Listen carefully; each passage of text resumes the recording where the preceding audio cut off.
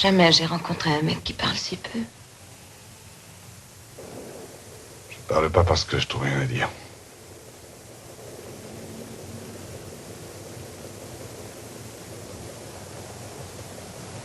Tu vois, mes yeux sont ouverts, je t'ai regardé. C'est comme si j'étais mort.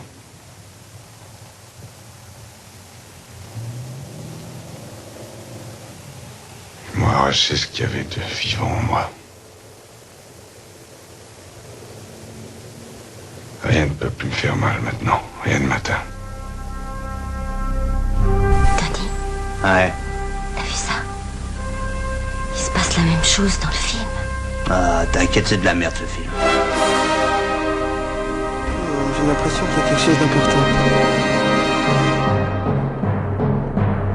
C'est quand t'as dit il est 9h, c'est ça? C'est ça qui est important?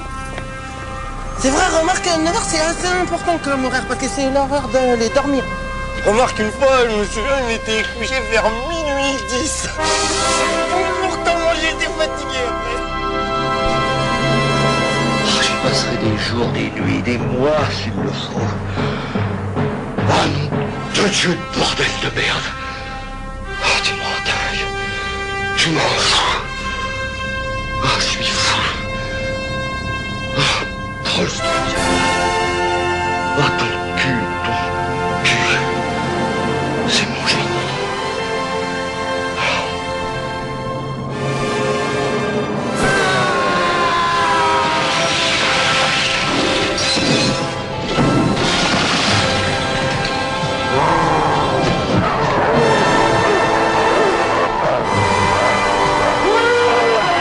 Il vient de sortir une femme par la fenêtre de sa voiture. Il lui a mis une balle dans la tête sans aucune raison apparente. On a vu 3 types avec lui. L'un d'eux avait un tatouage sur le cou.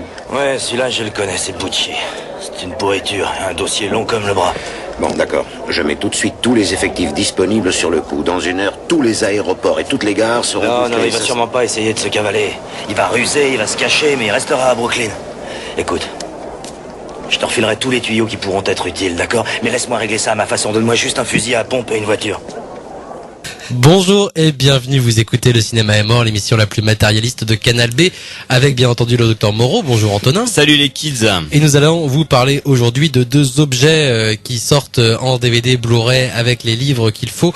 Il s'agit de Waking Fright de Ted Kotcheff et de Rolling Thunder de John Flynn, 2 films qui pendant longtemps ont été non seulement invisibles ou alors visibles dans des copies lamentables et qui là du coup ressortent non seulement dans des copies superbes mais avec de très très beaux objets. Je pense notamment du coup à Rolling Thunder qui sort non seulement en DVD Blu-ray mais avec en plus un livre de Philippe Garnier, ce qui est quand même rien que pour ça en fait, ça mérite l'achat. Le film est le bonus du livre. Voilà. Et on va causer de tout ça. Alors juste avant justement l'émission, on parlait entre nous de depuis quand ces films étaient invisibles, depuis quand ils étaient disponibles. On parle de films des années 70, Waking Fright c'est 71 et Rolling Thunder c'est 77. Pendant très très longtemps on les a pas vus. Waking Fright lui en 2009 a donc eu le droit à une restauration, qu'il est passé à Cannes au festival, il était déjà passé à sa sortie et il est repassé du coup en 2009. Depuis il était ressorti en DVD chez nos voisins de Los Angeles et tout ça, mais en France on l'attendait encore. Rolling Thunder lui n'avait pas eu le droit à Cannes, ça reste un film d'exploitation ou de série B et encore c'est un peu bizarre mais on en reparlera de toute façon tout à l'heure. Lui aussi sur internet à Los Angeles était disponible dans une qualité un peu limite. Il est ressorti lui en Blu-ray je crois l'année dernière justement à Los Angeles et en Angleterre, mais on l'attendait encore en France et puis donc les 2 films sont accompagnés de, comme on l'a dit, beaucoup de bonus qui va nous donner l'occasion évidemment d'en parler beaucoup aujourd'hui.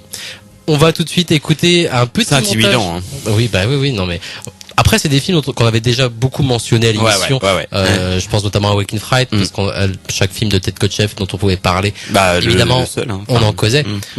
Ou chaque film australien dont on parlait, on pouvait en causer. Donc évidemment, c'est des films qu'on a déjà mentionnés. Là, on va prendre le temps d'en parler. On va écouter tout de suite un montage réalisé par Antonin, justement, avec du Waking Fright beaucoup dedans. Et puis on se retrouve juste après pour parler de ce film de Ted Kotcheff. There's a clean place here, Jack. Oh. And that'll be the best dollar's worth you ever had in your life, matey. All the little devils are proud of hell. Do you mean you don't think the Yabba is the greatest little place on earth?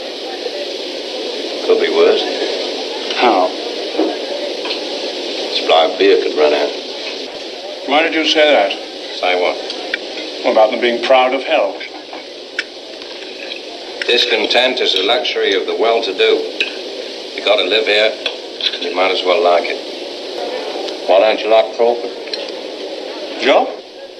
The touch of his hairy hand and vengeance. I'm a fool with it. The aggressive hospitality, the arrogance of stupid people who insist you should be as stupid as they are. It's death to farm out here. It's worse than death in the mines. You want them to sing opera as well. And what do you do? I drink.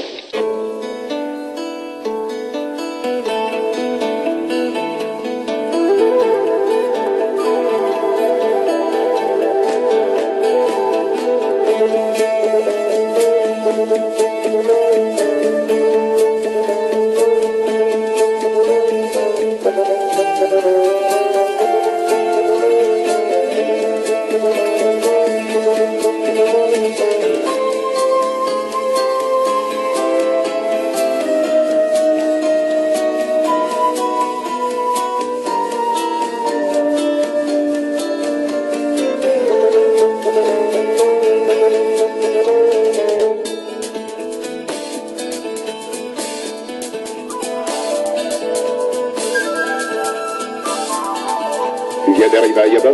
Mais oui, je viens d'arriver. Est-ce que l'endroit te plaît? Non, j'ai jamais rien vu d'aussi affreux. Tu n'aimes pas Punta Yaba? Non. Est-ce que tu veux un verre? Non, j'ai le mien, ça suffit comme ça. La finis-le, je t'en paye un autre. Écoutez, j'ai plus un sou, alors j'évite de boire. Oui, alors, la question n'est pas là. Je t'ai dit que je te paye un verre et je ne demande pas si tu vas boire. Alors finis ça, t'entends? Deux bières, et n'oublie surtout pas une tomate.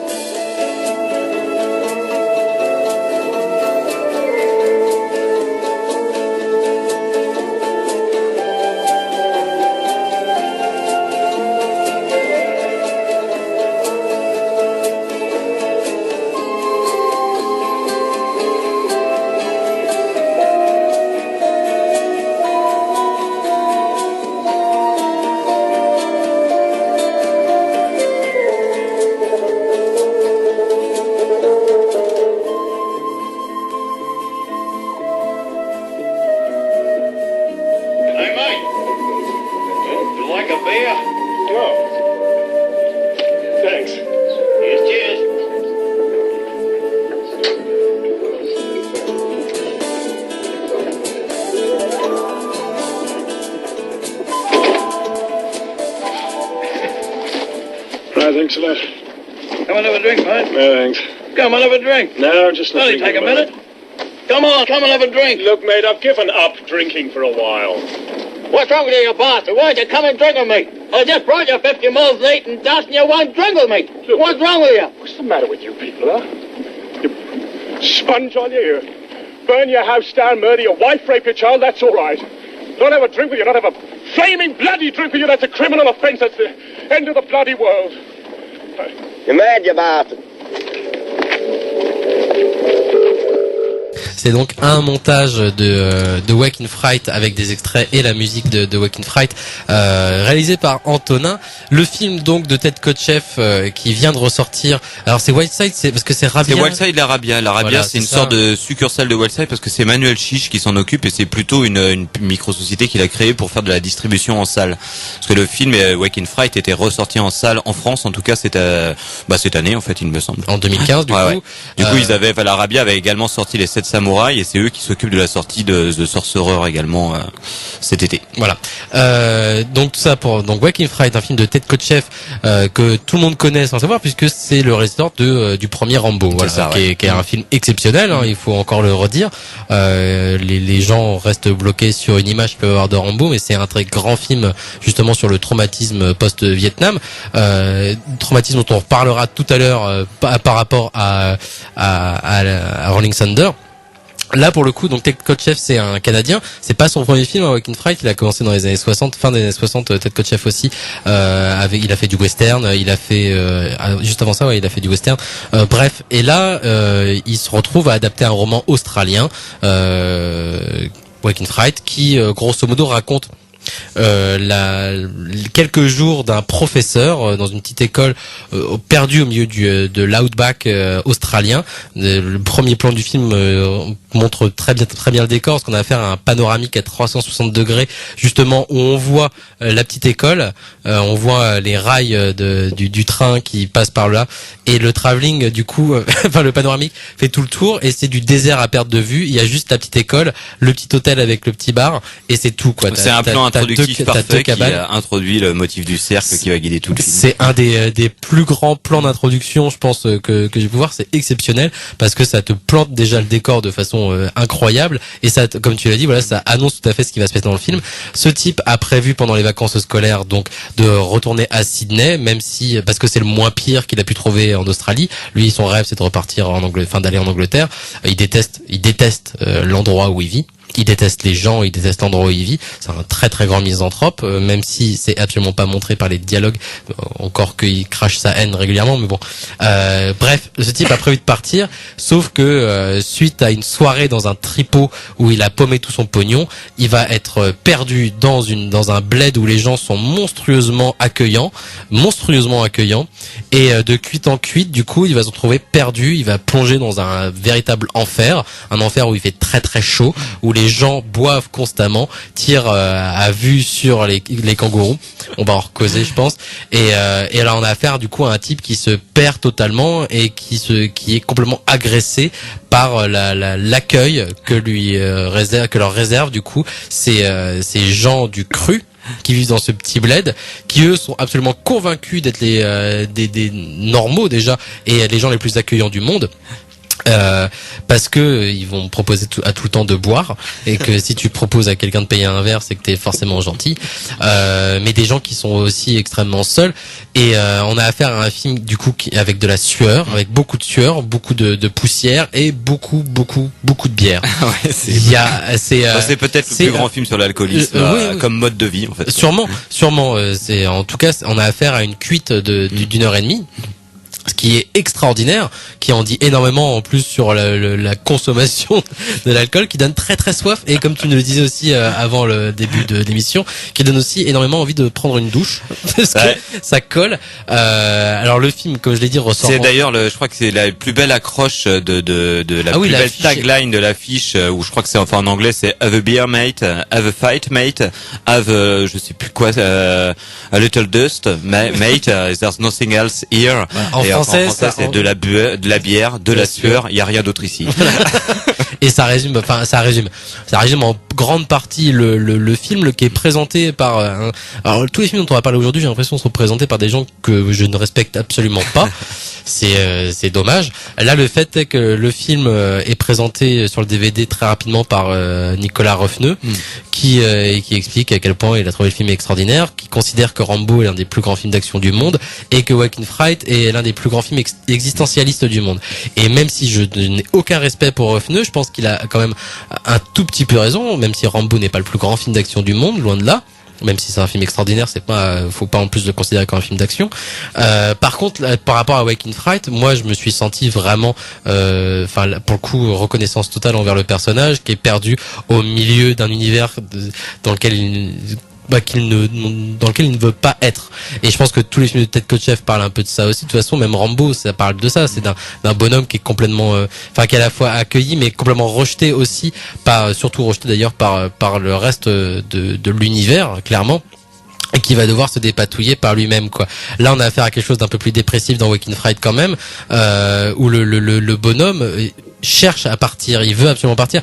Non seulement il veut partir de l'endroit où il est bloqué. Il veut pas absolument partir d'ailleurs. C'est plutôt ça. Après coup.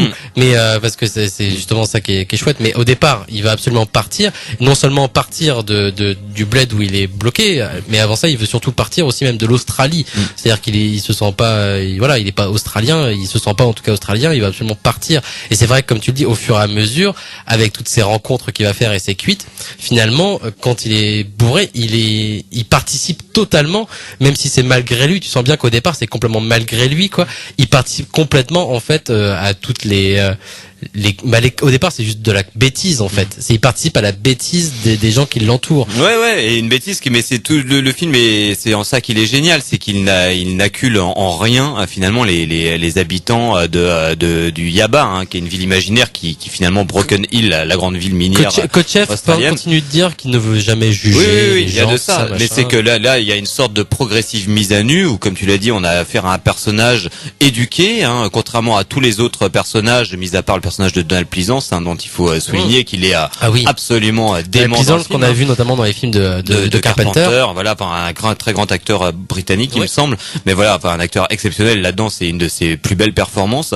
Il est vraiment assez dément, et c'est lui-même quelqu'un d'éduqué, un médecin alcoolique, et il peut très bien gérer son alcoolisme en étant médecin, parce qu'il sait exactement qu'il ne peut boire que de la bière, et il sait très bien comment gérer sa cuite pour pouvoir continuer à boire le lendemain. On sait que l'alcoolisme, c'est ça, c'est comment savoir s'arrêter à un moment pour pouvoir continuer le lendemain. Et du coup, ce personnage j'ai oublié le nom de l'acteur principal, John Grant, en tout cas le nom du personnage, John Grant, oui, ça va être une progressive mise à nu. Lui est persuadé un petit peu, de par son éducation, d'être un petit peu au-dessus du côté très terrien de tous ces personnages qui va croiser, de ces personnages d'enfants un peu ploucs. Voilà, il est lui pris au piège par le système d'éducation nationale australien, et au contact de ces gens-là, il va vraiment abandonner finalement toute espèce de transcendance, que ça soit une transcendance de amoureuse. Lui, il rêve un petit peu d'une sorte d'idylle un peu romantique avec une nana. Il doit retrouver sa gonzesse. Voilà, ouais. Finalement, presque le film nous dit, est-ce que c'est vraiment réel, ces images-là, ou si c'est vraiment une marque chez lui d'une quelque chose de transcendant, qui transcenderait un petit peu une condition purement physique de l'humanité, c'est-à-dire voilà, une sorte d'histoire d'amour vraiment belle et tout, et plus pour se plonger voilà dans quelque chose de complètement pulsionnel. Cette ville-là, c'est une sorte de grand estomac géant, de grand foie géant. Il y a qu'une seule femme dans tout le bled. Oui, c'est ça. Après là, c'est vraiment un monde de bonhomme quand même, malgré tout. Et évidemment, de toute façon, c'est issu d'une vérité de documentaire. Hein. C'est que c'est une ville minière. Il y a une femme pour 5 habitants ou quelque chose comme ça. Et c'est des gens qui, pour supporter l'aridité du climat et les difficultés de conditions de vie, voilà, boivent tout le temps et s'en portent pas plus mal. Sauf qu'ils ont une vie qui est absolument dépourvue de transcendance, de croyance, de moralité, si ce n'est leur seule moralité, c'est comme on l'a entendu dans l'extrait, c'est la règle de l'hospitalité, c'est que tu proposes une bière à ton prochain. Après, tu peux te foutre sur la gueule du bonhomme. T'as pas intérêt à refuser. T'as pas intérêt à te refuser. Après, tu peux te foutre sur la gueule de tous les gens, avoir des jeux d'argent et compagnie. Il y a la moralité n'existe pas, si ce n'est voilà l'hospitalité reste la seule règle. Et on a affaire à des gens qui sont convaincus de vivre dans la plus belle ville du monde uniquement parce qu'ils ne sont jamais sortis de cette ville aussi. Oui. Et qui restent bloqués dans leur petit univers, dans leur petit trou en fait. Et c'est vrai que par certains aspects, au départ en tout cas, ou par certains moments du film, tu te mets à la place de ce personnage, tu te dis que oui, ils ont l'air de faire une soirée plutôt rigolote, tout ça machin. Sauf que là on a affaire à un quotidien, et on a affaire à un quotidien qui régulièrement aussi s'enfonce dans quelque chose de complètement cauchemardesque. Et pour ça, il y a l'une des séquences les plus violentes que j'ai pu voir aussi depuis, que j'ai pu voir point. C'est la chasse au kangourou en fait. En la revoyant pour le coup pour l'émission, cette séquence m'est apparue d'une violence mais abominable. C'est dramatique quoi. C'est encore une séquence documentaire. Faut voir que c'est très documentaire. C'est assez très bien raconté dans tous les bonus du DVD. Hein. C'est Ted Kotcheff qui a voulu. J'ai un gros problème avec ce que raconte Ted Kotcheff quand même dans les. Moi je trouve que j'ai aucun problème parce qu'il est lui-même très gêné par ça. Hein. C'est qu'il avait sa scène écrite dans son scénario d'une chasse au kangourou et finalement par les règles du cinéma, c'est-à-dire des montages, des raccords et compagnie, il pensait pouvoir avoir une scène scène où des gens désinguaient des kangourous. Il se rendait bien compte qu'il n'arrivait pas à le faire. Donc il a juste fait appel à des chasseurs qui de toute manière allaient à la chasse aux kangourous, comme c'est une sorte de tradition là-bas, mais même si c'est illégal. Et il les a suivis, il a filmé, et ce qui fait que tous les kangourous qu'on voit sont juste des kangourous qui se font flaguer la tête. Voilà, et il le raconte très bien. Il dit au fur et à mesure de la soirée où il était complètement dépité, les mecs, ils voyaient bien. Enfin, déjà les chasseurs lui demandaient sur quelle partie du corps il devait tirer, parce qu'en sachant que la réaction du kangourou serait pas la même. Tu lui tires dans la tête, il s'effondre. Tu lui tires dans les pattes, il saute en l'air et puis il s'effondre. Enfin bon, des trucs horribles comme ça.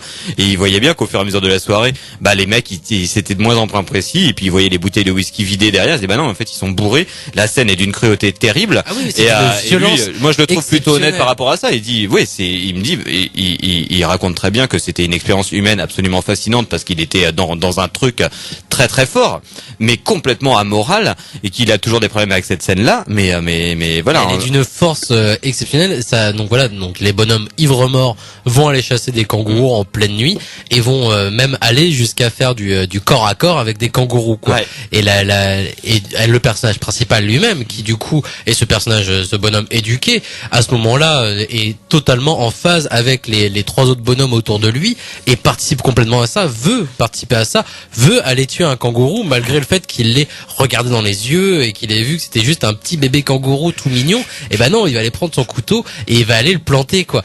Et là, il a plongé vraiment dans ce que l'humanité a de plus dégueulasse, parce que t'es en train de faire un truc et c'est complètement gratuit. C'est-à-dire que c'est juste pour il y a juste le personnage de Donald Pleasant qui chope leurs couilles pour les bouffer, quoi. Mais sinon, il laisse des cadavres de kangourous derrière eux. C'est vraiment juste on tue pour tuer, quoi. C'est rien de plus. Ouais, c'est ça, mais il y a une sorte d'humanité mise à nu. Ce que je disais, c'est que ce bonhomme-là, d'un coup, va être uniquement être plongé dans un monde où voilà, c'est juste une satisfaction de pulsions, et que ça soit des pulsions sexuelles auparavant avec une nana qui rencontre dans une baraque où il est invité, une satisfaction de meurtre, et finalement, il va trouver une sorte de vision de l'humanité cohérente par rapport à lui, qui vit dans une sorte d'hypocrisie, d'illusion de grandeur par rapport à des gens qu'il considère comme des cutéreux. Et voilà. Et je trouve qu'il y a le film est extrêmement malaisant parce que justement il y a une sorte d'empathie, dégoûtée du cinéaste et qui correspond à celle du personnage par rapport à tous ces personnages. Ce dont je te parlais aussi hors antenne, c'est que Ted Kotcheff donc a réalisé d'autres films quand même, et même si ça fait longtemps qu'il a rien fait d'intéressant, mais dans les années 70, juste avant Rambo, entre ce film-là et Rambo, en gros, il a réalisé un autre film qui s'appelle North Dallas 40 avec Nick Nolte aux États-Unis, parce que je rappelle donc du coup que Kotcheff est canadien, que là il tourne un film en Australie, mais du coup après il a beaucoup tourné aux États-Unis évidemment.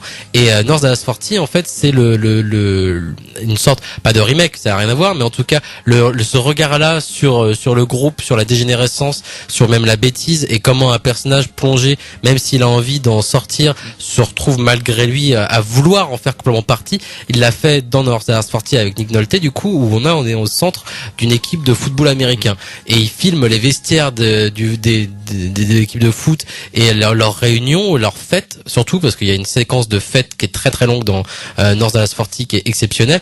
Il filme ça justement exactement comme les bars, les gigantesques bars et les tripots clandestins de Wake in Fright. Lui d'ailleurs explique que dans Wake in Fright ça a été tourné avec de vrais tripots, avec de vrais gens, et c'est vrai que tu le ressens. C'est-à-dire que là on a quand même très très peu d'acteurs, on n'a pas d'acteurs connus à part Donald Pleasance d'ailleurs, et puis le rôle du flic aussi, mais il a tourné avec de vrais gens. Et dans North Dallas 40, il faut vraiment aussi voir ce film. On a le même sentiment, le même truc qui un peu dégueulasse, malaisant comme tu disais, mais pour le coup aux États-Unis, quoi. Et ça c'est particulièrement alléchant, et je pense que c'est le genre de film où on espère peut-être une édition un peu classieuse comme celle de Wake in Fright, et il faut revenir un petit peu sur l'histoire de Wake in Fright qui est quand même assez dingue, parce que c'était un film, moi j'en avais entendu parler la première fois, il me semble, de toute façon la première fois que j'en ai entendu parler, j'étais à Cannes cette année-là lors de la ressortie enfin de cette copie neuve, en sachant que c'est le monteur du film qui a pendant des années et des années années cherché à mettre la main sur le négatif original de ce film qui était complètement sombré dans l'oubli, alors que c'est un film qui a eu plutôt une bonne résonance à sa sortie. Est-ce que c'est un film qui a même présenté à Cannes et puis, à 71. Les critiques étaient toutes très bonnes. Plus de bonnes critiques, mais voilà, en Australie, c'est-à-dire son pays de production, parce que c'est quand même une production qui est quand même australienne, mais en tout cas avec une équipe avec beaucoup d'étrangers. Ted Kotcheff se défend d'être de l'étranger plaqué sur l'Australie parce que lui-même vient du Canada, et c'est vrai que c'est des pays qui sont finalement assez voisins dans le sens que c'est des pays très très larges avec très désertiques. Donc pour lui, il y avait une vraie sensibilité voisine, et un film qui a une belle pérennité, mais extrêmement souterraine, dans le sens où il a vraiment relancé le cinéma australien. C'est Joaquin Phoenix, le cinéma australien, c'est très particulier. Il y a eu une industrie assez balbutiante. C'est et une sorte de complexe de ce pays à ne pas vouloir filmer ses particularités. Et c'est vrai que Joaquin Phoenix, quand c'est sorti, la critique australienne a été plutôt positive, mais le miroir qu'il tendait à sa propre société, pas là. On ne peut pas le supporter, évidemment. C'est une vision extrêmement crue d'un certain mode de vie dans le désert australien, dans l'outback. L'un des acteurs explique que le public s'est absolument pas reconnu, refusait de voir ça, et qu'à cette époque-là, les gens étaient même convaincus de juste avoir l'accent britannique et pas du tout avoir un accent australien, quoi. Donc ils pouvaient pas du tout se reconnaître dans ce film-là. En tout cas, il y a des monstres, quoi. Il y a eu beaucoup de cinéastes australiens, dont Peter Weir, du coup, qui parlent de ça en disant voilà, c'est le film qui, en tant qu'Australien jeune, donc à l'époque, nous a fait comprendre qu'on pouvait faire du cinéma dans notre pays en utilisant vraiment ses particularismes culturels et ses paysages et compagnie. Et beaucoup de cinéastes australiens s'en sont réclamés. Mais moi, ce qui m'a toujours étonné sur ce film, ou quand je l'avais vu il y a 2 ans, découvert grâce à Los Angeles et la copie Blu-ray qui était sortie aux États-Unis, c'est que c'est un film qui fait partie vraiment des films des ovnis, quoi. Vraiment les objets filmiques non identifiés, des objets qui jouent un petit peu sur un côté sexuel, la violence, des objets un peu comme Schizophrénia ou Massacre à la tronçonneuse, qui n'étaient absolument pas répertoriés sur aucune carte. C'est-à-dire que j'avais absolument jamais entendu parler de ce film-là. La première fois que j'avais vu le catalogue à Cannes en 2009, j'avais vu Ted Kotcheff déjà, comme on le disait, moi c'est un cinéaste très peu identifié. Évidemment, je savais que c'était un réalisateur de Rambo, mais pour moi c'était presque l'homme d'un seul film, et vraiment pour beaucoup de monde, voilà, Stallone, Rambo c'est presque un film de Stallone lui-même. C'est un inconnu derrière la caméra. Et quand je voyais le résumé, je me disais putain, le résumé est hyper alléchant, quoi. Une longue gueule de bois dans l'outback australien avec des massacres de kangourous. Tu disais oh putain, ça a l'air d'être super cool. Et j'étais pas allé le voir à Cannes à cette époque-là, mais j'étais étonné de voir que ce film-là, qui fait partie des expériences de cinéma vraiment extrêmes, ne fasse pas partie des grands classiques de tout ce cinéma qui est vraiment mis sur le devant de la scène depuis 20 ans, depuis que Tarantino a fait que le film bis est presque plus connu que le film classique. Je dois remercier quand même publiquement du coup Jules Topoc de m'avoir présenté le film il y a très longtemps aussi, d'avoir découvert ça tout sans savoir du tout de quoi ça pouvait parler, parce que du coup moi j'avais aucune idée de quoi ça parlait avant de le regarder, et c'est merveilleux de regarder le film sans rien savoir, parce que t'es entraîné du coup comme le personnage en fait, et c'est à la fois cauchemar, c'est vraiment cauchemardesque. C'est vraiment un truc, je suis vraiment inquiété devant ce film là, quoi, et de plus en plus, parce que t'es exactement comme le personnage,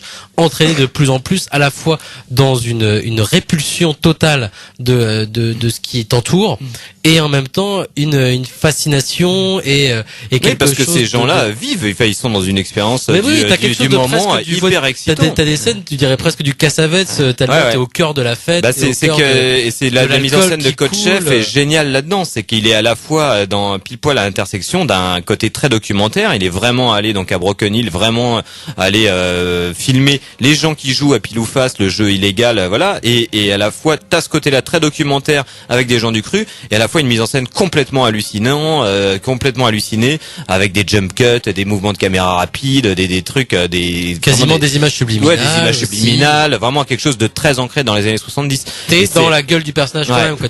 Tu accompagnes son point de vue totalement. Et t'as ce côté-là, là, qui rend le film vraiment fascinant. Il est à la fois vraiment les deux pieds dans le côté quotidien et cru de la chose, et à la fois complètement t'as l'impression de voir une expérience rêvée quoi.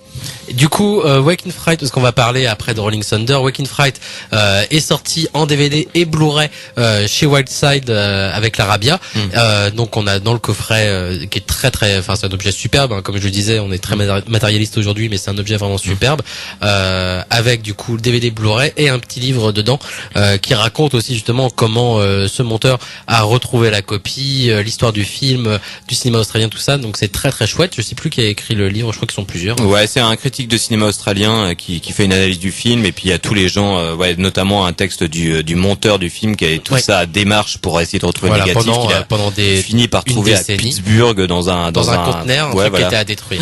C'est ça. Ça c'est aussi en bonus, parce qu'il y a des bonus sur le Blu-ray DVD avec interview de Ted Kotcheff, avec des petites images de tournage de l'époque, de la télévision australienne, et puis du coup aussi il y a une petite vidéo qui nous montre la restauration du film, qui moi me pose un peu problème, parce que j'ai quand même vachement l'impression, même si évidemment le travail de restauration est grosso modo excellent, hein, c'est génial de voir le film dans cette qualité là, mais j'ai quand même vachement l'impression que le type avec ses petites machines, quand il a fait la restauration, a mis un gros filtre jaune, même si je sais que Kotcheff lui voulait des couleurs chaudes, il le dit, hein, beaucoup de jaune, beaucoup de rouge, beaucoup d'orange, c'est ce qu'il voulait, mais là j'ai l'impression qu'à la restauration il a aussi quand même foutu un gros filtre jaune sur toute l'image. Alors ça, c'est pas non plus du Jean-Pierre Jeunet, mais il y a des moments où je me pose de grosses questions sur la restauration qu'il a pu faire. Le problème, c'est que c'est la disparition du grain, mais ça c'est le problème des Blu-ray et tous les supports numériques qui font disparaître le grain. Reste que la copie, de le voir comme ça, de toute façon t'es tout de suite entraîné par le film. C'est redoutable. C'est exceptionnel.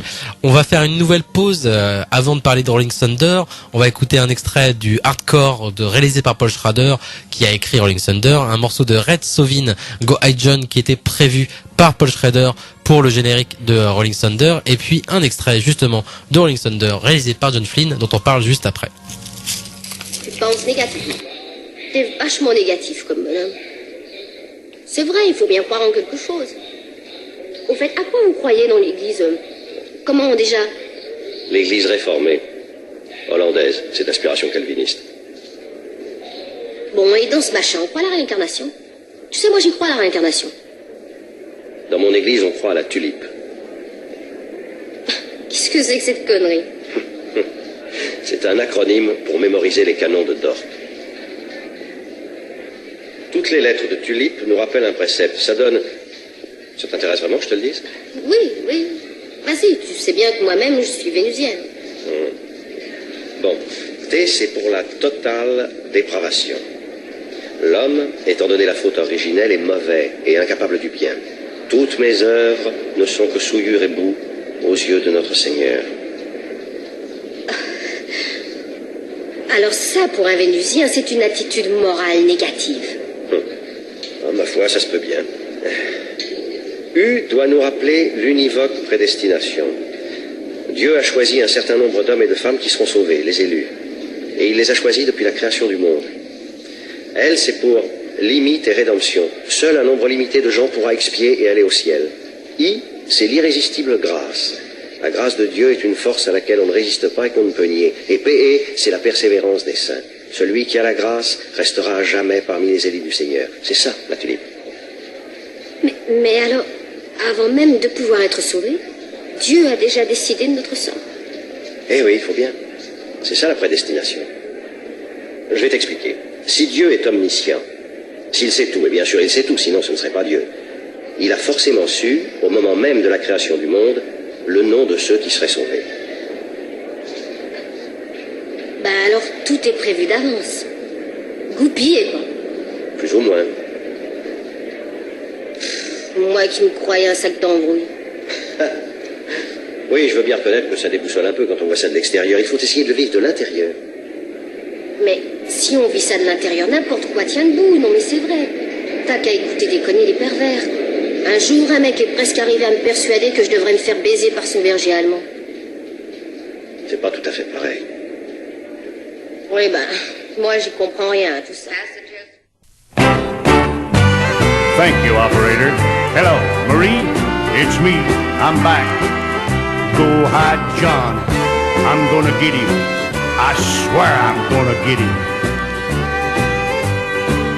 I wrote you how I felt from Cameron Bay. He burned his card and stole your love away. Now I'm back on the sweet side of the pond,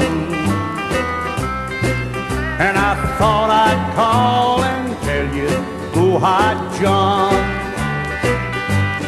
Hide him well and tell him hell waits on an airplane.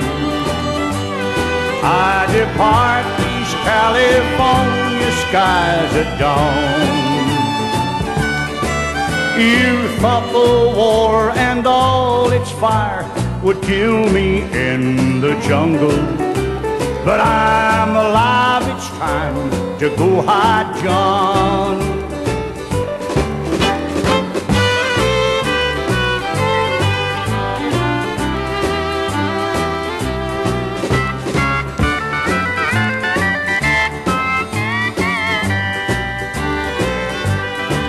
Oh, you'll get your divorce, I promise you. But old John won't be in church to say I do. He helped you cash and drink up all my bonds, and I thought I'd call and tell you, go hide John. Hide him well and tell him hell waits on an airplane. I depart these California skies at dawn. Upon my word, the next big bird, his troubles comes to Houston, and I thought I'd call and tell you, go hide John. I loved you, Marie, and I guess I still do, but I'm gonna get him. I swear I'm gonna get him.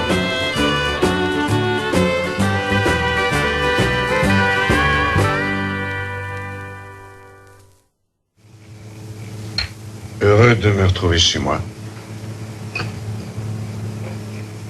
Laisse-moi te dire, Charlie, je t'admire, mon vieux. Merci de me le dire, Cliff.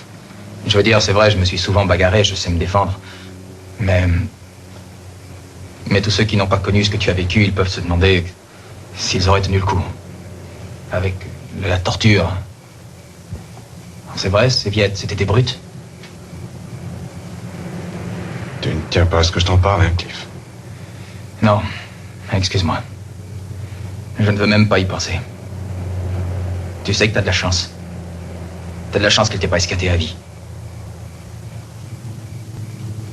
Tu veux savoir ce qu'il faisait? Non. Si tu veux. Ils avaient mis au point le truc de la corde, par exemple. Ah? Ouais, celui-là.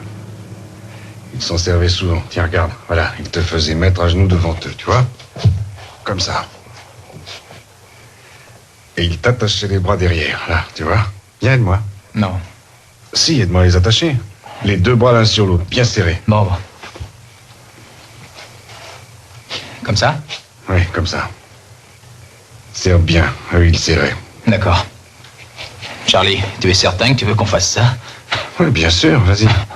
Tu attrapes les deux bouts de la corde et tu serres bien, et maintenant t'as plus qu'à tirer en l'air comme pour me monter au plafond. D'accord, comme ça? Oui, c'est ça. Encore, il faut que tu entendes mes os craquer. Vas-y, c'est ça. Encore plus haut. Plus haut. Plus haut. Plus haut. Plus haut. Allez, ça suffit, Charlie. Ça suffit. 2 fois par jour, on avait droit à ça. Comment t'as tenu le coup? La corde, on finit par l'aimer. Et elle en bien très fort. Il n'y a qu'un moyen pour battre ceux qui te torturent. C'est de les aimer. Et eux, ils ne savent pas qu'ils sont battus. On a entendu du coup un extrait de Hardcore réalisé par Paul Schrader, le morceau de Red Sovin, Go High John, qu'on n'entend pas dans Rolling Thunder mais qui était prévu par Schrader justement pour être diffusé pendant le générique du début. Et puis là, cet extrait du film de John Flynn avec William Devane, une séquence du coup où il est en train de recréer la torture qu'il a subie pendant qu'il était prisonnier pendant 7 ans je crois au Vietnam. Antonin, tu m'as dit que tu voulais démarrer sur Rolling Thunder. Ouais, non, mais juste après pour faire le lien pareil avec Joaquin Phoenix, moi c'est Rolling Thunder, c'est pour le coup un film qui a été assez identifié parce que c'est un film qui a une sorte de date dans l'histoire du vigilante movie, mais qui était un film qui était quand même difficile à voir. Moi je l'ai vu pour la première fois l'année dernière, il me semble que c'était assez difficile de trouver une copie correcte. Il y avait qu'une copie en VF foireuse qui traînait sur le net ou des copies non sous-titrées, et c'était donc un film qui est évidemment toujours sur les listes des 10 meilleurs films du monde suivant Quentin Tarantino, chose qui donne toujours un petit peu envie parce que le bonhomme, quoi qu'on pense de ses films, a toujours des plutôt bons goûts en matière de cinéma. Alors, je vais juste mettre un bémol, il a pas toujours des bons goûts en matière de cinéma, on va dire que 80% des films dont il parle, ça reste de la merde. Par contre, celui-là, il a quand même avoué qu'il avait allègrement pompé en gros la séquence finale, enfin la dernière partie, pas que la séquence finale, hein, la dernière partie du film quand même plusieurs fois, et même quand tu revois son dernier Django, il y a toute une séquence en fait à la fin où clairement il est complètement voilà. Complètement. Enfin en tout cas c'est un film moi que je voulais voir beaucoup. Alors c'est un film qui finalement a un peu une date parce que c'est un des premiers films qui traite quand même assez ouvertement du trauma post-Vietnam, hein. On est en 77. Donc en sachant qu'à cette époque-là il n'y a pas beaucoup de films qui sont sortis sur le Vietnam, hein. Voyage au bout de l'enfer n'est pas encore sorti. Voilà. Bon, Voyage au bout de l'enfer qui traite directement du Vietnam vu qu'il se passe pour une bonne poignée, enfin pendant une bonne heure avant, au Vietnam. Il y a 2 films avant qui ont marqué. Alors il y en a un qui sort quasiment en même temps, c'est Taxi Driver, écrit aussi par Paul Schrader, mais au moment où il fait Rolling Thunder, John Flynn, Taxi Driver n'est pas encore sorti, donc ils sont vraiment contemporains. Il y en a un par contre qui date de 72, c'est Le Mort-Vivant de Bob Clark, et où là pour le coup le film mérite aussi d'être revu, et mérite qu'on en parle parce que 72, et là c'est quasiment la même histoire en fait, mis à part qu'on est dans quelque chose de beaucoup plus fantastique puisque c'est un vétéran qui revient alors qu'il est c'est un mort-vivant, c'est un zombie vraiment quoi. Et là on a affaire un peu au même genre de personnage, mais voilà, c'est quand même Rolling Thunder, un des premiers à parler ouvertement, à parler du traumatisme du Vietnam et des vétérans quoi. C'est ça, ouais. Après il va y avoir toute une flopée de films comme ça. Bon, évidemment Taxi Driver est vraiment complètement là-dedans, le symbole, enfin voilà comment le Vietnam a pu un peu déchirer l'âme américaine et rendre impossible le retour pour les soldats américains qui seraient allés au Vietnam. Du personnage que tu retrouves aussi même dans Voyage au bout de l'enfer avec le personnage. Complètement. Voilà, c'est quelque chose qui va inventer le Vietnam dans le cinéma américain, et Rolling Thunder finalement est une date là-dedans. Sinon évidemment le premier film qui va se passer au Vietnam c'est Les Bérets Verts de John Wayne, qui est pas vraiment le meilleur film du Vietnam du monde. Quoi. Et voilà, donc c'est un scénario que Paul Schrader, qui était un scénariste et critique de cinéma et aussi théoricien de cinéma, qui a sorti plusieurs bouquins, avait vendu, un scénario qui a été racheté par Lawrence Gordon et qui est un personnage qui revient beaucoup dans cette édition DVD. Légende. Et personnage absolument fascinant, hein. C'est sûrement un des plus grands réalisateurs plus grands producteurs de films d'action des années 80. Die Hard, c'est lui. Die Hard, Predator. Tous les films de Walter Hill. Donc c'est un des mecs qui bossait avec Joel Silver, hein. Joel Silver était également producteur de Die Hard, de plein de films d'action des années 80. Lawrence Gordon est quelqu'un qui vient de l'écurie American International Pictures, hein, la compagnie de Harkoff et je sais plus qui, là où bossait Corman et compagnie. Donc quelqu'un qui a été embauché, qui a finalement fait sa carrière plutôt dans les studios, justement parce qu'il arrivait à tenir des budgets à l'économie, et là se retrouve, il me semble, à la Fox en production de ce film-là, en sachant que son contrat c'était, si t'es capable de nous fournir des films à moins d'$1 million, on te les fait. Donc il rachète ce scénario-là de Paul Schrader. Donc Paul Schrader étant un auteur et quelqu'un avec une ambition artistique démesurée, et c'est quelque chose sur lequel Philippe Garnier revient beaucoup dans le bouquin qui est joint avec l'édition DVD. Le scénario n'a pas grand-chose à voir avec le résultat final. Le bouquin de Garnier est très bien pour faire la part entre la légende et ce qui a vraiment eu lieu. Il décortique vraiment le truc. Ce qu'on aurait eu bien envie de voir aussi pour Joaquin Phoenix, où on parle un peu trop de la légende autour du tournage, tout ça. Là, pour le coup, le bouquin de Garnier est génial pour ça, quoi, vraiment. Je pense qu'on y reviendra, en fin de chronique, parce que voilà, évidemment, on a déjà fait une émission sur Philippe Garnier, mais voilà, c'est après l'archéologue idéologue, historien du cinéma le plus fascinant, celui qui arrive à vraiment aller dans les arcanes du système, des versions de scénario, des différentes versions de scénario, qui va compulser pour voir les différences, pour démêler le vrai du faux sur toutes les déclarations. Donc là, il y a des chapitres passionnants où Schrader dit tout le mépris qu'il a pour Rolling Thunder, qui est selon lui évidemment un film fasciste.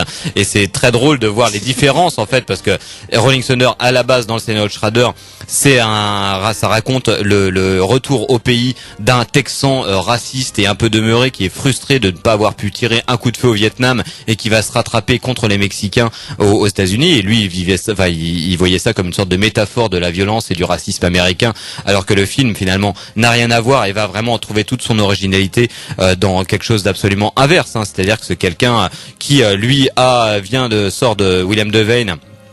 Sort de 7 ans d'emprisonnement, retourne au pays et est complètement détruit par toutes les tortures qu'il a subies et dont il a pu se protéger en justement en devenant masochiste. C'est un peu ça, c'est l'extrait qu'on vient d'entendre, c'est-à-dire voilà, finalement il faut apprendre à aimer la corde et dans ce cas-là, tu baisses ton agresseur, tu baisses ton tortionnaire et voilà, tu fais ton syndrome de Stockholm inversé. Et le film donc va raconter ce retour au pays de ce bonhomme-là et on le voit au tout début revenir à bord de jet militaire avec Tommy Lee Jones jeune. Alors enfin ça c'est toujours hallucinant parce que Tommy Lee Jones ça fait partie de ce genre d'acteurs un peu comme Morgan Freeman ou James Cromley, des gens on ne savait pas qu'un jour ils avaient été jeunes en fait. C'est des gens qui sont apparus à un moment et qu'on voit tout le temps et qui ont été jeunes. C'est très bizarre. Et là on le voit, donc je sais pas quel âge il a là-dedans, il a 25 ans. Il est tout jeune, mais il a un second rôle, c'est son deuxième film. Et moi j'avais l'impression souvent que c'était sans doute le personnage qui intéressait le plus John Flynn. Au départ, il était prévu pour le premier rôle, mais les producteurs n'en voulaient pas parce qu'il n'était pas assez connu, ou William Devane qui voyait comme une star. Donc il a acquéri le second rôle, Tommy Lee Jones, et la moindre scène dans laquelle il apparaît, il est extraordinaire.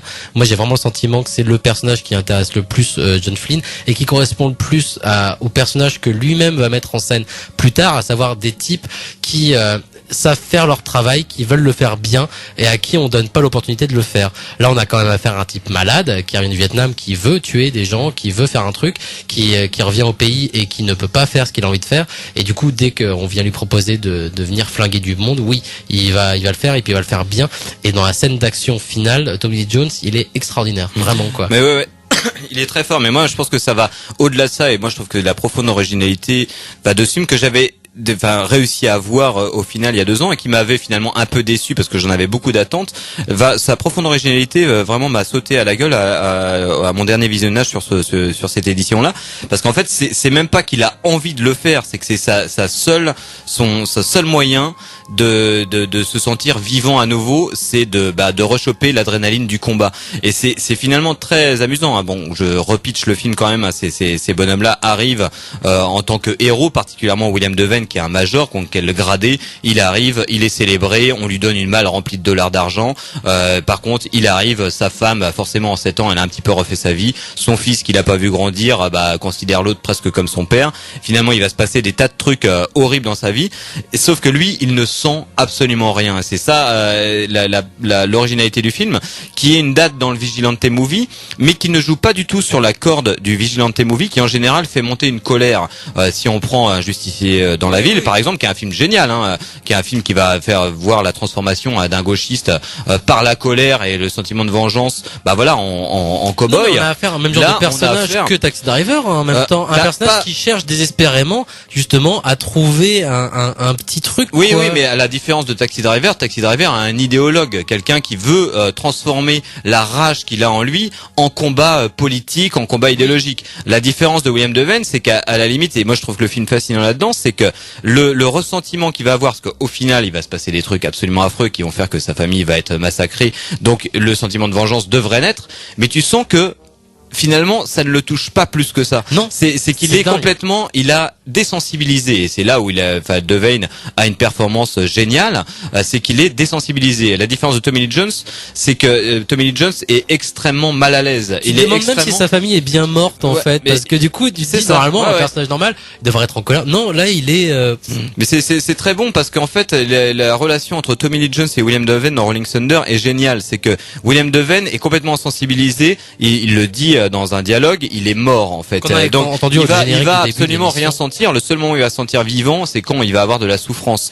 Tommy Lee Jones ressent ça et lui panique de ressentir ça, panique de ressentir ce décalage qu'il a avec la société dans lequel il est forcé de revenir. Et il est génial, Tommy Lee Jones, sa performance est géniale, parce qu'il a déjà cette raideur de Tommy Lee Jones, ce côté très sudiste, voilà, sauf qu'il a des mouvements un peu enfantins, genre mon major c'est un peu mon papa, oui, et il a par des micro-gestes et tout ça, tu sens il a envie enfin il est perdu, complètement perdu, et vraiment il est paniqué, alors que William Devane, il y a rien qui ressort. Et quand William Devane va venir rechercher Tommy Lee Jones, on sent très bien que les deux vont finalement réussir à revivre dans une fusillade finale, c'est un massacre. parce que c'est le seul moment où vraiment ils vont avoir de l'adrénaline, ils vont vraiment retrouver de plein pied dans la vie. Et Tommy Jones, il est comme un gosse dans le quotidien. final, Voilà. il est comme un gosse, Et vraiment. ça, c'est génial, c'est qu'il y a ce moment génial en scène d'action, c'est que Tommy Lee Jones s'introduit dans le bordel. Je spoil, hein, après faut pas écouter cette émission si vous avez pas vu le film,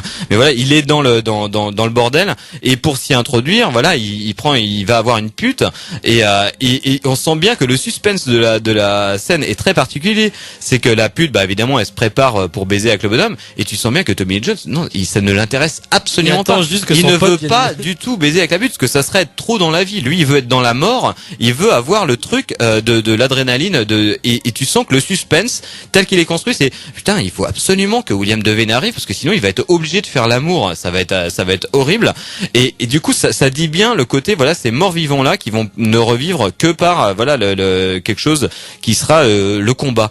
Et je trouve que voilà, il y a une vraie force dans le film de montrer, voilà, ces personnages là, qui est une différence avec Taxi Driver, où vraiment le personnage transforme toute cette énergie de haine, de désir de combat dans de l'idéologie, dans de la politique, enfin dans une idéologie paranoïaque complètement de nettoyage de la société qui serait soi-disant atroce. Non, voilà, William Devane, non, tu sens bien que sa quête est complètement démotivée de aucun motif revanchard ou politique ou raciste ou rien du tout, ce qui fait une différence probablement énorme par rapport au scénario de Paul Schrader, dont le producteur et John Field, le réalisateur, n'a retenu un petit peu que les motifs formels très forts, c'est-à-dire ce qui fait la gloire de Rolling Thunder, son personnage qui va finir avec un crochet à la main et broyer les couilles des gens avec son crochet, quoi.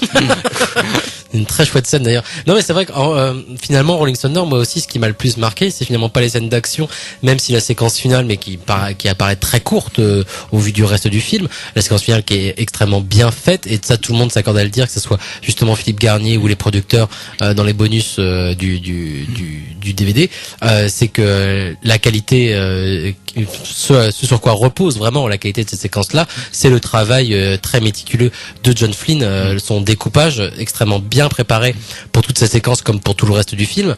C'est un type, on n'a pas trop parlé de John Flynn, mais qui a commencé en tant qu'assistant de Robert Wise, qui a beaucoup travaillé sur West Side Story, tout ça machin, qui à la fin des années 60 fait un premier film que moi je trouve très chouette avec Rod Steiger, même si beaucoup de gens disent du mal de Rod Steiger parce qu'il en fait soi-disant un peu trop, mais je trouve très bien, c'est Le Sergent, qui parle du coup d'un sergent justement dans une caserne en France après la Seconde Guerre mondiale, qui veut remettre de l'ordre dans sa caserne, mais il est tiraillé à la fois par un traumatisme de la Seconde Guerre mondiale et par des tendances homosexuelles, et du coup ça l'empêche un peu de remettre de l'ordre correctement dans sa caserne.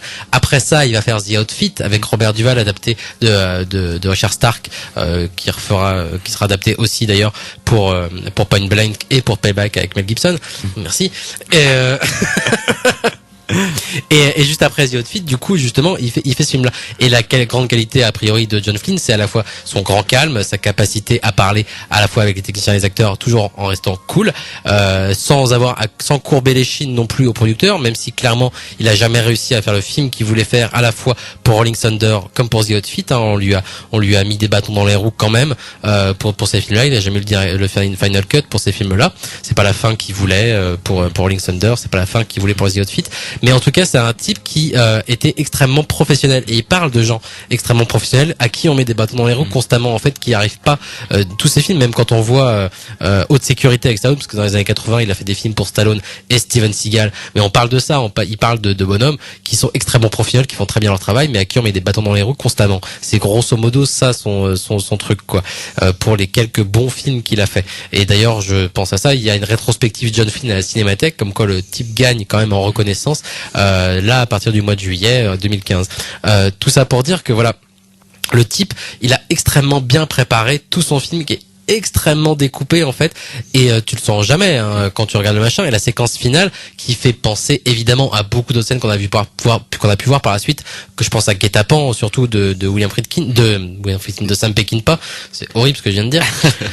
De Sam Peckinpah, même si la scène de Guet-apens dépasse pour moi largement le massacre final de Rolling Thunder, mais en tout cas Flynn a vraiment une maîtrise totale et l'autre gros avantage du film, donc comme je le disais avant d'être coupé par moi-même, c'est évidemment pas uniquement ces scènes d'action, mais c'est l'attention qu'il porte aux relations entre les personnages. Tu l'as dit, la relation avec le personnage de Tommy Lee Jones qui est génial, enfin toutes les scènes qu'ils ont ensemble, Tommy Lee Jones et William Devane, sont géniales, mais la bonne femme aussi, il va être accompagné par du coup une bonne femme pendant tout son périple, William Devane, dans ce périple du coup de vengeance, et la relation prend une place beaucoup plus importante, j'ai l'impression, que la vengeance elle-même, puisque comme tu l'as dit, il y a pas la colère, il y a pas ce sentiment de vengeance, et du coup elle prend vraiment de l'importance, et elle est super belle cette relation. Ouais, mais moi je pense que c'est John Flynn, j'ai pas non plus vu une masse de films de ce bonhomme-là, j'ai même pas vu le Steven Seagal qu'il a réalisé, c'est-à-dire Justice sauvage, je ne l'ai pas vu, et je pense pas, enfin moi c'est pas dans Rolling Thunder, c'est pas les scènes d'action qui me marquent le plus. Moi j'aime beaucoup la scène finale. Tu vois la séquence jamais j'irais comme Tarantino, il me prosterner devant Lawrence Gordon, peut dire que c'est la plus belle scène d'action que j'ai vue de ma vie. Non, c'est pas vrai. C'est vraiment pas. Mais par contre, je trouve que chez les peu de John Flynn que j'ai vus, et je pense particulièrement à The Outfit, qui était déjà sorti dans une superbe édition chez Wildside, avec déjà un bouquin de Garnier. Et il y avait le chose dont je me rappelle de ce film-là, c'est la particularité extrêmement forte des relations qui se tissaient entre Robert Duvall et l'actrice dont là malheureusement j'ai oublié le nom, mais qui est une actrice. Karen Black. Karen Black, ouais, c'est ça. Donc une actrice qui a fait vraiment toute sa carrière dans les années 70, quelqu'un de très récurrent dans ces années-là, et la profonde originalité et justesse dans sa peinture des relations humaines, quoi, et particulièrement amoureuses, mais toujours un petit peu déséquilibrées. Je pense à cette scène, enfin la relation amoureuse que William Devane va entretenir avec sa jeune groupie, qui est vraiment sa groupie, la nana du cru, la petite blonde, voilà, qui du coin, qui était chargée de porter pendant toute son incarcération un bracelet à son nom, et qui nourrit une sorte d'admiration pour ce bonhomme-là. Et tu pourrais dire, mais n'importe quel cinéaste, il aurait filmé cette blonde-là comme voilà la dernière débile, la blonde, quoi, voilà le gros cliché. Et en fait, la nana est incroyable. Là, déjà, l'actrice est super forte, et en plus la relation, voilà, elle est complètement amoureuse. C'est vraiment une groupie. Elle le dit, de toute façon, moi je suis vraiment amoureuse, en plus mon papa était militaire, vous me rappelez mon papa, vraiment des trucs comme ça, et il y a dans toutes les relations, dans les dialogues et dans le découpage et tout ça, quelque chose qui va passer très fort, alors surtout de son côté à elle, parce que lui est un mur, lui on sent qu'il ressent quelque chose un peu pour elle, il est content, c'est lui qui va la chercher pour l'amener dans son truc, il aimerait bien ressentir, mais il n'y arrivera pas, et elle est dévastée par ça, par cette absence de ce mur à laquelle elle est confrontée, et c'est hyper beau. Et The Outfit, moi c'est aussi ces scènes-là dont je me rappelle plus que de l'intrigue, de certaines scènes d'action, même, oui, ou de ce truc un peu sec propre au cinéma policier des années 70, quelque chose qui est toujours super agréable à regarder, mais pas forcément marqué parce que c'est du tout venant. Mais je trouve que chez John Flynn, c'est surtout dans la peinture des rapports humains où il y a quelque chose de très particulier. Alors voilà, Garnier c'est un petit peu entiché de ce bonhomme-là, donc il a beaucoup plus parlé de John Flynn d'ailleurs dans le bouquin qu'il a consacré, donc disponible avec le DVD de The Outfit, où là il revient beaucoup sur John Flynn, que quelqu'un qu'il a fréquenté juste avant sa mort, donc il revient un petit peu sur son trajet et compagnie. On trouvera pas trop ce genre d'infos dans le bouquin qui accompagnait la sortie de Rolling Thunder, mais justement plus des détails sur la conception, la fabrication de ce film, les différentes versions du scénario, le scénariste qui va être réengagé, qui est Heywood, comment il s'appelle? Heywood Good ou je sais pas quoi, enfin qui a été un barman à l'époque, qui est le scénariste de Cocktail. Enfin je pense que le mec il vide ça en ce moment des royalties qui touchent pour Cocktail, et qui a complètement réécrit le truc, de Lawrence Gordon, et de tout l'histoire de la production de ce film là, qui s'est extrêmement bien déroulée, si ce n'est lors de sa présentation finale. Et là c'est aussi autre chose qui est disponible dans le DVD, qui est absolument génial. C'est un module de 25 minutes qui est une interview de Lawrence Gordon, pour lequel apparemment Garnier et son équipe ont beaucoup bataillé, parce que le bonhomme s'exprime très très peu, c'est quelqu'un qui travaille toujours, mais pour ce film-là, il a accepté. Voilà. Il a finalement a fini par accepter grâce à l'intercession de beaucoup de protagonistes, et il raconte la le screening test c'est désastreux. pareil, du coup il en fait une légende sur laquelle Garnier revient dans le livre. Bien sûr, il y a beaucoup de correctifs, mais voilà, ça a été une projo test absolument catastrophique, parce que au moment la version présentée de Rolling Thunder à cette époque-là au public et à beaucoup d'exécutives de la Fox, c'était une version hyper violente, et notamment avec la scène la plus terrible du film. Grosso modo, il y a un plan en fait gore qui a été retiré. Et je pense que c'est surtout les effets sonores gore. C'est ça. C'est que ça doit être le même genre de film que Massacre à tronçonneuse, où les gens ont l'impression, ou Mad Max, les gens ont l'impression d'avoir un truc extrêmement violent, alors que finalement t'avais juste un plan en trop ou un son en trop. Et là, a priori, c'était le cas pour Rolling Thunder, la fameuse scène où du coup on fout la main de William Devane dans un broyeur, dans le broyeur d'un évier. Il y avait du coup un plan gore où on voyait du coup son moignon ressortir justement avec du coup des bouts dégueulasses de chair. Ouais, de sang, et je pense que là, ce que raconte et ce qui est assez intéressant de Gordon, où tu vois, il est réticent à l'interview au tout début, puis au fur et à mesure de l'interview, il s'anime en fait, quoi. Et c'est même drôle de voir. Tu sens en regardant l'interview qu'il a pas du tout envie d'être interviewé. Il a son portable sur la table, il fait que de sonner. Il en a rien à foutre. Voilà. Et au fur et à mesure, il s'anime. Il est très content finalement de raconter ses anecdotes. Et c'est très drôle ce qu'il dit sur les films d'action dont il est spécialiste, de dire les films d'action, t'as intérêt de les présenter avec déjà le mixage fait, parce que les films d'action, voilà, ça, si t'as pas le mixage qui est fait, pas les effets sonores qui sont mis, ça ne marchera pas. Et donc il en parle beaucoup de ça, et il dit voilà, sur cette scène-là, John Flynn a insisté pour présenter une version avec des effets hyper violents, parce qu'on lui avait dit voilà, ton film il va être présenté après un film de Clint Eastwood, donc tu peux y aller. Là, le public il est prêt. Le film de Clint Eastwood il sera déjà bien badass, donc tu peux y aller. Te bride pas. Et il présente ce truc-là, et les gens, il y a une personne qui a vomi dans la salle. Bref, ça a été une projection. C'est des choses qu'on ne voit pas dans le film. Aujourd'hui, la séquence est finalement très sage et finalement assez décevante quand on a entendu cette anecdote là, parce que là elle a vraiment été rabotée quoi, complètement. Et en tout cas bon, c'est juste pour finir, parce qu'on est vraiment un petit peu à la bourre, mais le bouquin de Philippe Garnier est génial. Moi je voulais juste signaler parce que Philippe Garnier est spécialisé dans les seconds couteaux évidemment hollywoodiens. Il est absolument génial quand il parle de ça. Et le bouquin se termine sur une évocation de Luke Mayhew qui joue le bad guy du bonhomme, et moi j'ai quasiment versé ma larme en lisant ça, parce que c'est vraiment Philippe Garnier, qui est déjà un de mes écrivains préférés, atteint la grâce quand il parle des seconds couteaux. Et là, il raconte ses rencontres avec Luke Mayhew, qui a une gueule connue du cinéma américain, qu'on a vu dans plein de westerns et dans Easy Rider, qui est un ancien beatnik qui a joué aux côtés de Bob Dylan au Gaslight, et qui raconte plein d'anecdotes avec Preminger, Dennis Hopper et plein d'autres cinéastes. T'as envie de lire un bouquin sur le mec, et le bonhomme a des anecdotes géniales à raconter, et Garnier quand il en parle, on sent que là c'est du pur Garnier. Il a la grâce, c'est vraiment parler. Il tâte d'un Hollywood un peu perdu, de ces gens, de ces seconds couteaux, des mecs qui étaient pas du tout faits pour être acteurs, mais qui avaient le génie de l'actorat et de la présence au cinéma. Et là c'est vraiment le dernier chapitre absolument génial de ce bouquin. On va se quitter avec un dernier extrait de Wake in Fright. On vous rappelle que Wake in Fright et Rolling Thunder sont sortis en DVD et Blu-ray chez Wildside, que ce sont des objets merveilleux et qui valent vraiment les 25 ou 30 euros qu'on vous allez mettre dedans. Et il faut vraiment les acheter, parce que l'édition Blu-ray DVD c'est un peu la misère, voilà. Et c'est le genre d'initiative, il faut vraiment pour qu'ils continuent à en sortir aussi. Là en ce moment il y a toute une série du coup qui est vraiment merveilleuse. Il faut continuer à les acheter pour qu'ils continuent à en faire. On se retrouvera très bientôt. Merci Antonin d'avoir participé à cette émission et d'avoir regardé les films cette semaine. Merci à vous de nous avoir écoutés. Vous pouvez nous réécouter évidemment sur le site de Canal B en cherchant Le Cinéma est mort, et le podcast est là pour vous comme toutes les autres émissions. Merci à vous, à très bientôt et au revoir. Des bisous. Police have much to do with Bundanyaba? No, not really. We just sort of keep an eye on things. Honestest little town in Australia, this is, mate. But mind you, there's not too many game enough to try anything around here. You see, we're so isolated, there's nowhere to go. We get them, and quick. Sounds like an easy life. Yeah, not bad. Of course, we do have a few suicides. Yeah? Yeah, they reckon it's the heat. Me, I like the heat. Yes, one way of getting out of town. What is? Killing yourself. Hey, that's good. I like a bloke with a sense of humor.